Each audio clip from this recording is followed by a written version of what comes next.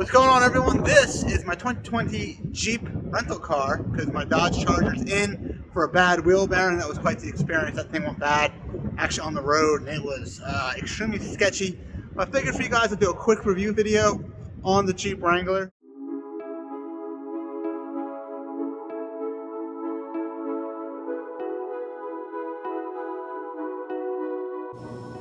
Alright everyone, before we actually dive into the video, it's important for me to mention that this is going to be a street test, not an off-road test. There's plenty of off-road tests on the Jeep Wrangler. I mean, there's a billion of them on YouTube.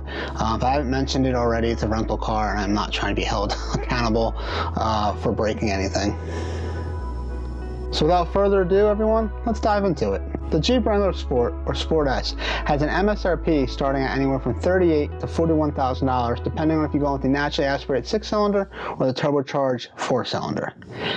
This particular Jeep comes equipped with the optional ZF 8-speed automatic transmission, the same transmission or a similar transmission that's actually found in my Charger Scat pack. As you can see here, the Jeep is equipped with tan cloth seats. Once again, this is a rental vehicle, so as you can see, the seats are kind of nasty.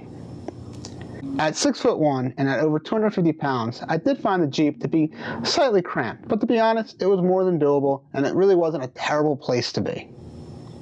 Although I had to watch my head getting into the back seat, as you can see here, as long as the front seat wasn't all the way back, I did feel as though the rear seat was more than acceptable and more than comfortable, considering that, once again, I'm a pretty tall and big guy. I think for most adults, this is more than acceptable. This particular Jeep is powered by the 2-liter, not to be confused with a Coke bottle, dual overhead cam turbocharged engine. The turbo itself, as you can see here in the engine bay, is actually not that small. It's actually a good sized turbo for a 4-cylinder engine. I felt as though the power was smooth, and surprisingly, the Jeep had really good pickup. I had no problem with accelerating on major roads, and the Jeep had more than enough power for passing. And for that matter, braking was also surprisingly good, as you can see here. What was more impressive than the smooth power was the fact that I averaged 17 miles to the gallon with driving this Jeep only one day, or at least coming from a 6.4-liter Hemi. For comparison purposes, my Charger usually averages anywhere from 18 to 19 miles to the gallon with a good mixture of highway in there. So I do believe I actually had this Jeep for, say, a week of driving with a lot of highway mixed in, I would do a lot better than 17 miles per gallon.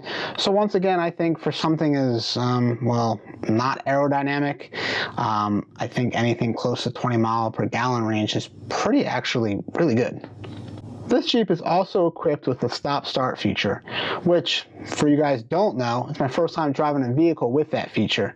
So as you can imagine, I was quite surprised when the vehicle just automatically shut off when I came to a stop. I actually thought the vehicle, something was wrong with it. I got really nervous at first. Remote start off, turn off at lights is, yeah, I thought the car died. Let go of the brake though. Now let's talk about the audio. I don't think this factory system's all that bad, but let's take a listen, shall we?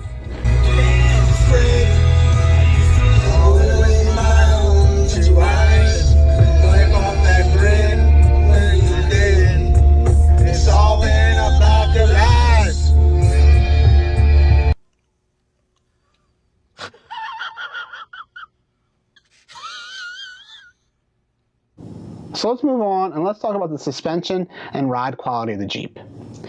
Now, once again, as a side note, my Charger is a very low car to the ground with a what I would call a tight suspension.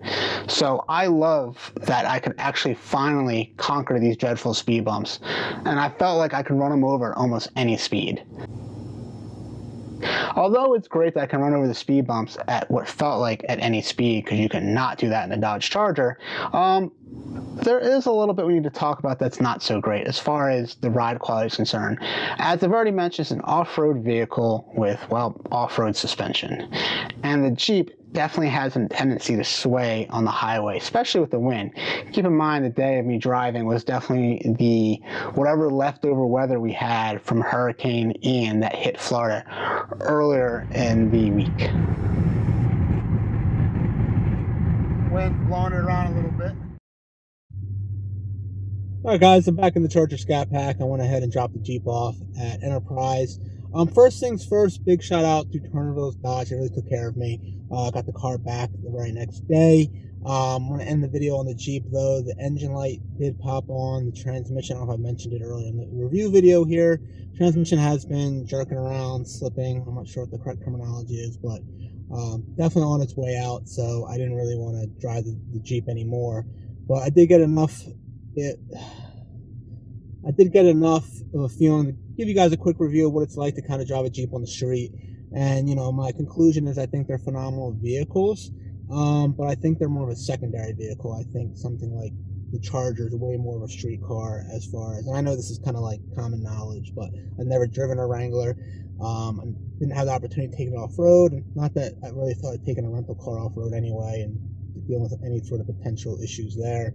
Wasn't interested in that. I just wanted to give you guys a perspective of what it's like for someone to drive a Charger, or what it'd be like in a Jeep Wrangler, and really what it's like to drive it as an everyday vehicle and not go off-roading with it or mudding with it, which is really what those things are meant to be. I definitely enjoyed the ability to go over speed bumps, though, I'll tell you that, compared to this Charger. That was enjoyable. Gas mileage was great. I'm sure I already mentioned that. It was definitely a great little, that's a little truck, but definitely a great little Jeep. I think they're awesome. I think they're great secondary vehicles. I personally really wouldn't want to daily drive it, especially all the kind of driving I do. I think my Charger is a much better fit for that. That's it, guys. Tell me what you think below. You know, do you own a Jeep? Do you drive Jeeps? Do you have a Charger? I just want to know what you guys think below. Obviously, if you like the video, go ahead and smash that like button. And if you want to see more videos like this, hit that subscribe button. I'll see you guys in the next video. Peace.